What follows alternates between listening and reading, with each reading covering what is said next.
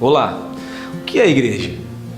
Igreja com certeza não é a estrutura, não é um prédio, aquele prédiozinho que a gente conhece, que tem aquela cruzinha em cima. Não é esse tipo de prédio que tem um altar. Não é isso, igreja. Igreja pode até ser um local como este, desde que ele cumpra os requisitos.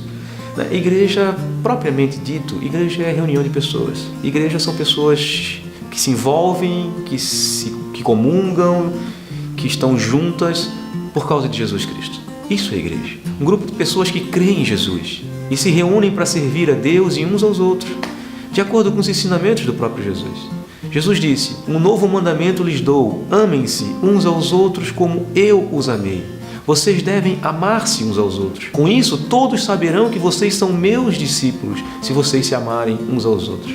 A igreja não deve ser reconhecida pelos eventos que faz, se ela é legal ou não, ou por suas doutrinas e espiritualidade, pelo pastor ungidão. Não, a igreja será conhecida por obedecer ou não o mandamento de Jesus. Pode e deve existir um local de reunião, é claro, que pode ser parecido com um templo, que pode ser parecido com aquele edifício que todo mundo está pensando quando fala de igreja. Mas tem que existir para servir aos propósitos da comunidade que se reúne ali. Agora, eu gostaria de explicar o que realmente é a igreja. Vou usar duas passagens bíblicas para a gente tentar entender o que é isso. Deus colocou todas as coisas debaixo dos seus pés e o designou como cabeça de todas as coisas para a igreja, que é o seu corpo. A Bíblia está falando de Jesus, está em Efésios capítulo 1, versos 22 e 23.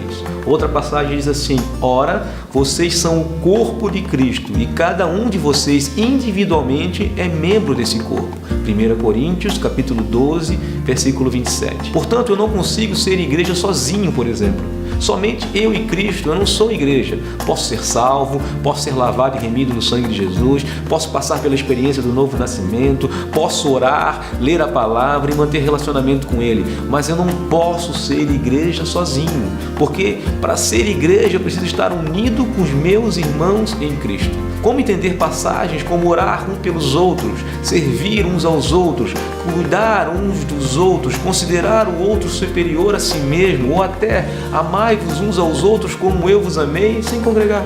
A palavra grega para igreja, eclésia, apareceu a primeira vez na Bíblia quando o Antigo Testamento em hebraico foi traduzido para o grego na Septuaginta e traduzia simplesmente a palavra kahal, que significa assembleia e congregação. Palavra muito comum no mundo grego antigo e era usada para o grupo que se reunia nas praças para resolver as questões de uma determinada cidade, uma assembleia. Mais um bom argumento que desqualifica a possibilidade de ser igreja sozinho.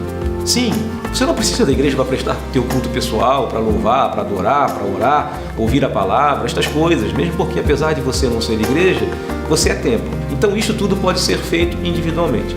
Mas você precisa da igreja e a igreja precisa de você.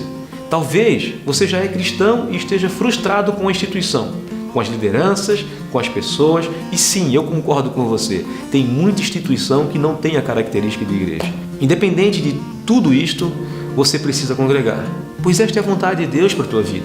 No capítulo 10, no verso 25 do livro de Hebreus, a Bíblia diz assim: "Não deixando a nossa congregação, como é costume de alguns, antes admoestando-nos uns aos outros, e tanto mais quando vedes que se vai aproximando aquele dia." No próximo vídeo, nós vamos explicar o porquê da instituição e também começar a entender as características que devem existir numa congregação para ela ser considerada uma igreja.